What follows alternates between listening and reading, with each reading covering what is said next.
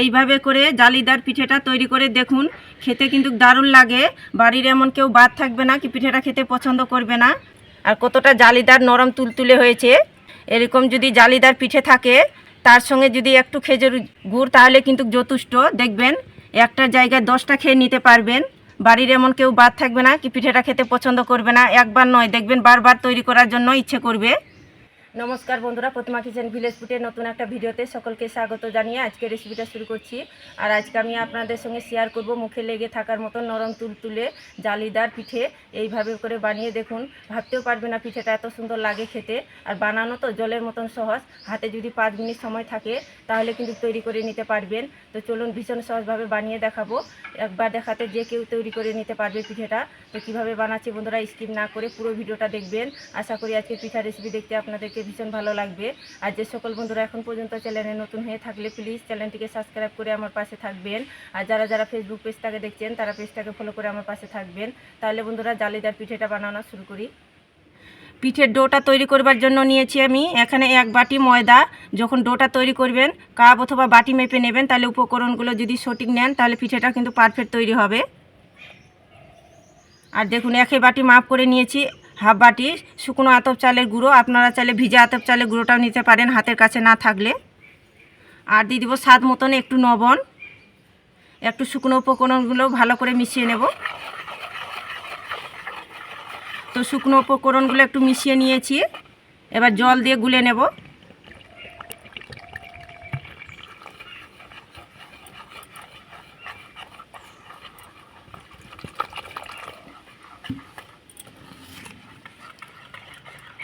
তো দেখুন অল্প অল্প জলটা দিয়ে আমি গুলে নিয়েছি। তো দেখুন খুব একটা কিন্তু জলের মতন আবার পাতলাও না, আবার খুব বেশি একটু গাঢ় না। দেখে তো নিশ্চয়ই বুঝতে পারছেন। আর বুঝতে যদি অসুবিধা হলে এইভাবে করে ডাবুটা ডুবাবেন। উল্টো সাইডটা দেখুন হালকা করে মোটা লেয়ার পড়ছে, খুব বেশি না, দেখুন হালকা করে এইভাবে করে গুলে নিতে হবে। তো বেড়াটা কিন্তু এস্টে রাখানো কোনো দরকার নেই, সোজাসুজি করে জালি পিঠেগুলো তৈরি করানো যাবে। আর এখানে দেখুন আমি খালি সুজির প্যাকেট নিয়েছি। এই সুজির প্যাকেটের মধ্যে আমি ভরে নেব ব্যাটারটাকে। আর এরকম যদি সুজির প্যাকেট থাকে তাহলে কিন্তু পিঠেগুলো তৈরি করে নিতে পারবেন খুব সহজেই। তবে যে কোনো প্যাকেটের মধ্যে তৈরি করতে পারবেন, একটু কড়া দেখে নেবেন প্লাস্টিকটা। তো এবার আমি ব্যাটারটা প্যাকেটের মধ্যে ভরে নেব।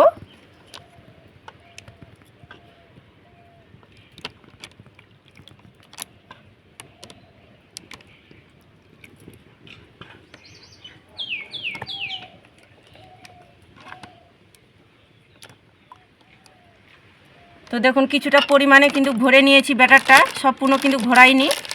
এবার এটাকে আমি এইভাবে করে মুড়িয়ে নেব। একটা ওভার নিয়েছি, এই ওভারটা দিয়ে একটু টাইট করে বেঁধে দিতে হবে।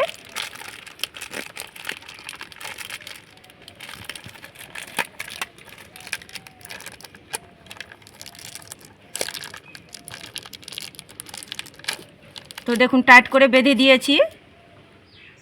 তো এবার আমি জালিদার পিঠেগুলো তৈরি করে নেব। তার জন্য উনুন ধরিয়ে নিয়েছি। এবার উনুনের মধ্যে একটা ফ্রাই প্যান বসিয়ে দেব। তো হাতের কাছে যদি ফ্রাই প্যান না থাকে তো যে কোনো তাওয়ার মধ্যে তৈরি করতে পারেন। তো দেখুন একটা ছোট বাটি নিয়ে নিয়েছি, আর বাটির মধ্যে সামান্য একটু জল নিয়ে নেব, আর সামান্য একটু সাদা তেল দিয়ে দেব।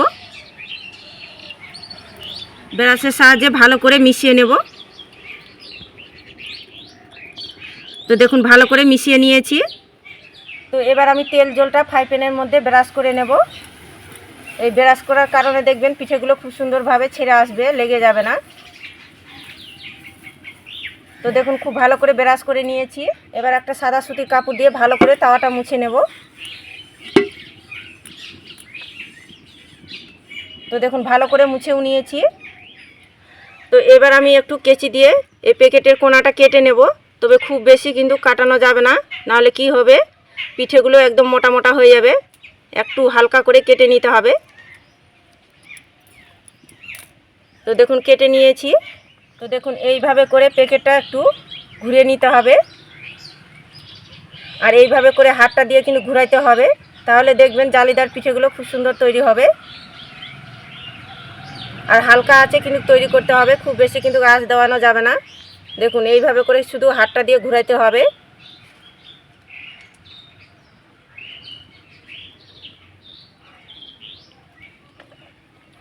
আর দেখবেন 1 মিনিটের মধ্যে কিন্তু শুকনো হয়ে আসবে।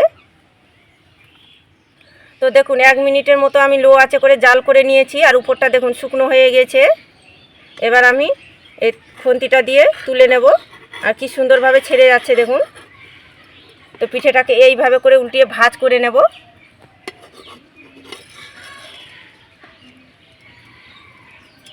তো দেখুন এইভাবে করে ভাঁজ করে নিলাম।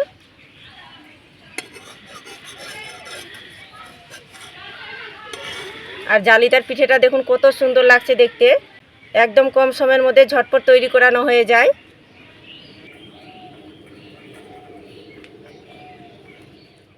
পিঠেগুলো কিন্তু বানানো ভীষণই সহজ, কম সময়ের মধ্যে ঝটপট তৈরি করানো হয়ে যায়।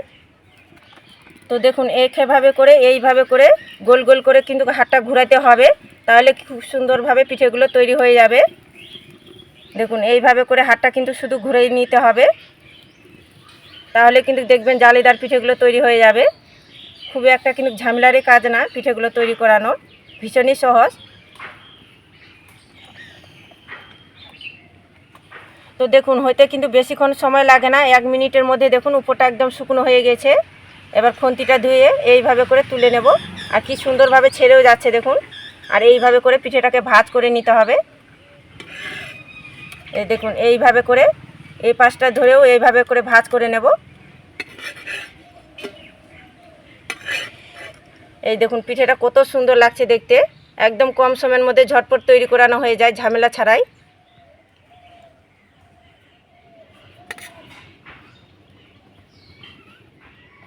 সবগুলো বানিয়ে নিয়েছি, আর থালার মধ্যে দেখুন খুব সুন্দর করে সাজিয়ে নিয়েছি।